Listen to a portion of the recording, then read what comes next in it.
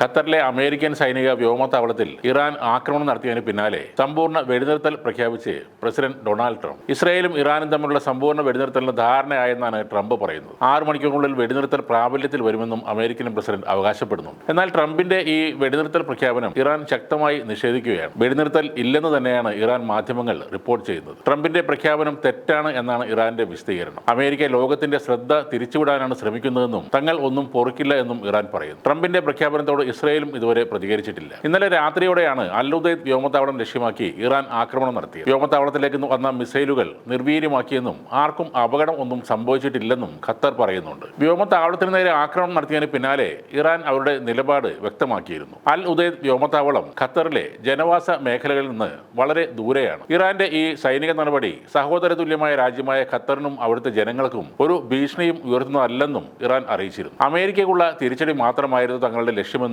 Iran വിശദീകരിച്ചു. സംഘർഷത്തിന് തുടക്കമിട്ടത് ഇറാൻ അല്ലെന്നാണ് പരമോന്നത നേതാവ് ആയത്തുള്ള അലി ഖൊമൈനിയുടെ അവകാശവാദം. ഒരു ആക്രമണത്തിനും ഇറാൻ വഴങ്ങില്ലെന്നും ഖൊമൈനി അറിയിച്ചു. പശ്ചിമേഷ്യയിലെ സംഘർഷ സാഹചര്യത്തിൽ വ്യോമഗതാഗതം പ്രതിസന്ധിയിലായിരിക്കുകയാണ്. ഗൾഫ് മേഖലയിലേക്കുള്ള എല്ലാ സർവീസുകളും എയർ ഇന്ത്യ റദ്ദാക്കിയിട്ടുണ്ട്. കൊച്ചിയിലേക്കുള്ള 4 വിമാനങ്ങളടക്കം 11 വിമാനങ്ങളാണ് പിൻവലിച്ചത്. ഇനിയൊരു അറിയിപ്പ് ഉണ്ടാകും വരെ ഗൾഫിലേക്ക് സർവീസ് ഉണ്ടാകില്ലെന്ന് എയർ ഇന്ത്യ അറിയിച്ചു. അതേസമയം വിമാന സർവീസുകൾ പുനരാരംഭിച്ചതായി ഖത്തർ എയർവേസ് പറയുന്നു. യുദ്ധം അവസാനിച്ചെന്നും വെടിനിർത്തൽ നിലവിൽ വന്നെന്നും പറയുന്നത് അമേരിക്കൻ പ്രസിഡന്റ് ഡൊണാൾഡ് ട്രംപാണ്. എന്നാൽ അങ്ങനെയല്ല, പോയി നിങ്ങളുടെ പണി നോക്കെന്നാണ് ഇറാൻ പറയുന്നത്. ഒരു പ്രകോപനവുമില്ലാതെ തങ്ങളുടെ രാജ്യത്ത് കയറി ആക്രമണം നടത്തിയ ഇസ്രയേലിനോട് പകരം വീട്ടാൻ തീർച്ചയായും ഇറാന് അവകാശമുണ്ട്. യുദ്ധത്തിൽ ആര് മേൽക്കൈ നേടും എന്നതല്ല അവിടുത്തെ വിഷയം. ആയുധങ്ങളുടെ മികവും ലോകരാജ്യങ്ങളുടെ പിന്തുണയുമല്ല അവിടെ പ്രധാനം. സ്വന്തം രാജ്യത്തിന്റെ ആത്മാഭിമാനമാണ് ഏറ്റവും വലുത്. അതിനായി ഇറാൻ ഇസ്രായേൽ എന്നല്ല അമേരിക്കയോട് വരെ ഏറ്റുമുട്ടാൻ തയ്യാറായേക്കും. അതാണ് ഓപ്പറേഷൻ ഹെറാൾഡ് ഓഫ് വിക്ടറി അല്ലെങ്കിൽ ബഷാറത്ത് അൽ ഫത്തേ എന്ന പേരിൽ ഇറാൻ ഇപ്പോൾ നൽകുന്ന തിരിച്ചടി. ഒരു രാജ്യത്ത് അതിക്രമിച്ച് കയറി